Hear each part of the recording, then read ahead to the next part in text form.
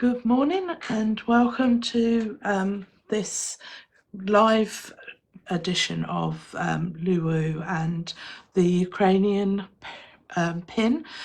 I've designed this pattern it's going to make a little brooch, and I've designed it because of everything that's going on in the moment, so I wanted to show my solidarity, and this is one of the ways that I know how to do it.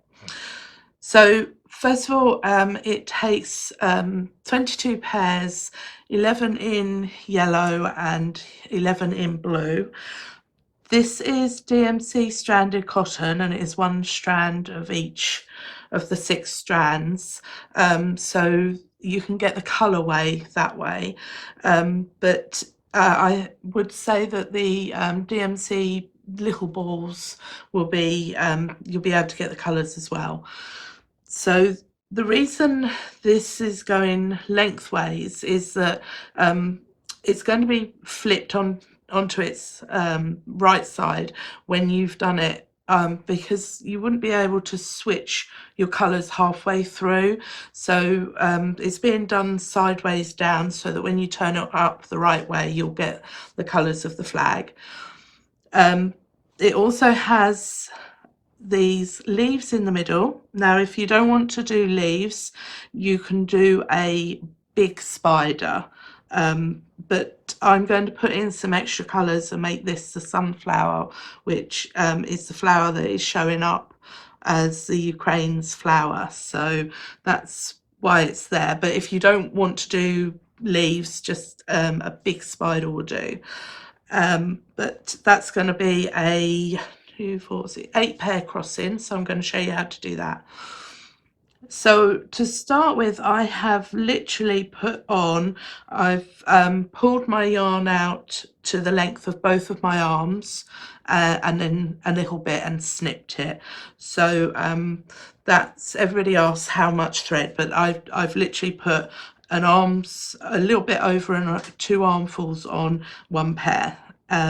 You have got some pairs that are workers on the side here, so if you want to add more you can, but I'm hoping that it'll be enough, and if not, I can show you an easy way of switching the pairs around. So I've already hung the blues on, and I've hung the yellows on. There's no twists on any of these pairs, and when you get the prick in, which I'll put the link in below, you will get 22 green pin holes across the top, so that's 1 pair on each pin. So what I'm going to now do, because we're dealing with half and half, I've already brought my blue worker through. I'm going to bring my yellow worker through in cloth stitch. So I'm assuming that you know how to do cloth stitch. So I'm just literally cloth stitching through all the pairs until I reach the middle. What's quite nice about doing 2 colours is that you know exactly where the middle is. So that's my middle, that's my worker from the blue.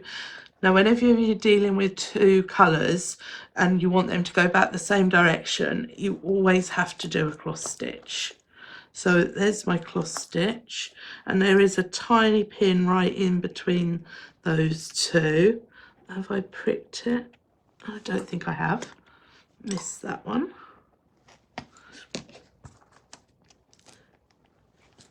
I haven't put any twists on these pairs at all because I don't want any holes. This is going to be the edge of my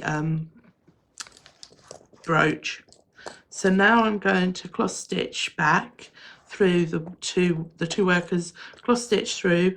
I'm going to leave the blue over there for the minute and cross stitch through back through the yellows.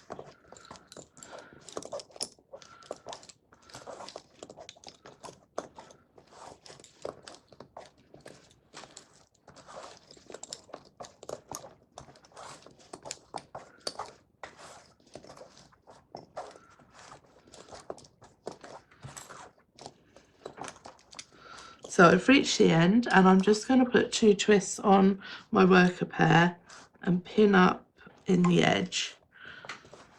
And I'm just going to leave my pin open and my worker right on the edge.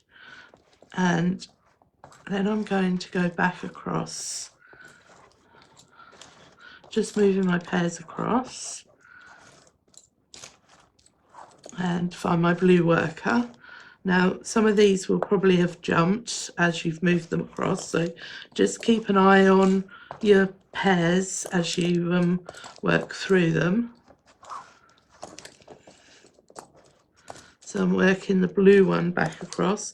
You don't want any twists on any of these pairs at the moment.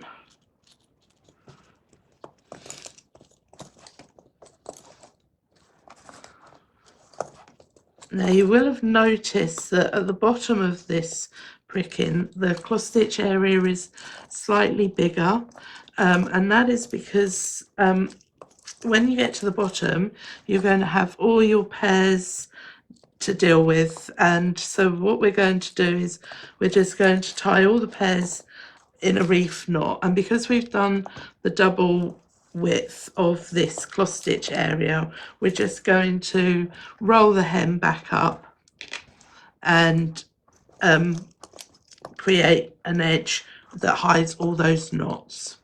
So I've reached the other end, put 2 twists on my worker pair and pin up, and I'm leaving that open for the minute, because what we now come into is a whole area of ground stitches with just a cross stitch trail down the edge. Now, in order to make sure that I've put the pairs in the right position, I'm just going to move everything back over to get to my middle. So now if you notice, there is a pin directly underneath that pin you put in the middle where the 2 workers joined. So what I'm going to do is, this is your center line, your center pin. So I'm going to put a twist on both of my pairs, one on each side of that pin, and then I'm going to half stitch, and then I'm going to pin up. Sorry, no, I'm not half stitching. Forgot my rule. Right, so I'm going to cross stitch, pin up, and close that with a cross stitch and twist. And can you see my pairs are now back together? So I'm going to ignore those 2 for the minute. I'm going to go off to my yellow, so put a twist on both pairs. Now, because I've this pin is directly opposite, next door to the pin that I've just done, I know that it won't be either of these 2 because they go diagonally down in this direction.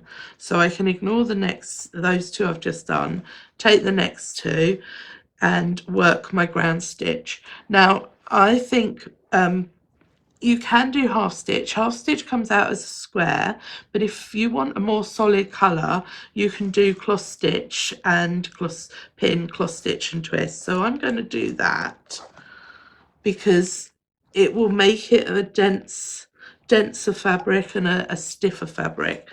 So that's my cross stitch and twist.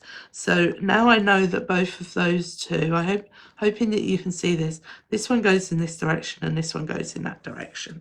So I'm going to ignore both of those and pull over the next 2. So, and I'm going to put a twist on those, and remember I'm doing cross stitch, pin up, cross stitch and twist.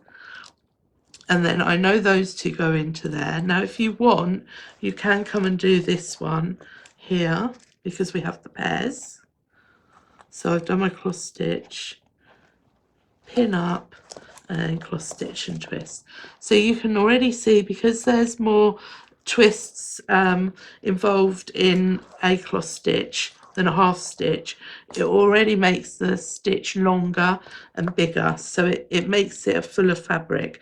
And because this is going to be a brooch, rather than just a decoration on a card or on a tablecloth, I think it's going to need to want to stand up to that extra strength. So that's why I've done it as cross stitch. So then cross stitch and twist, and I can do this one.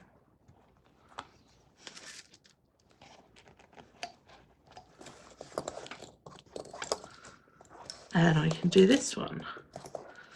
So you can see, because we started from the middle, we know that all our pairs are going to end up in the correct position.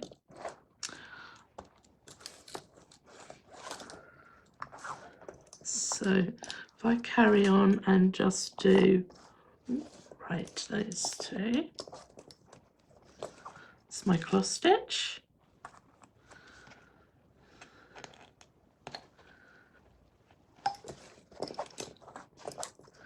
I'm just going to secure this one.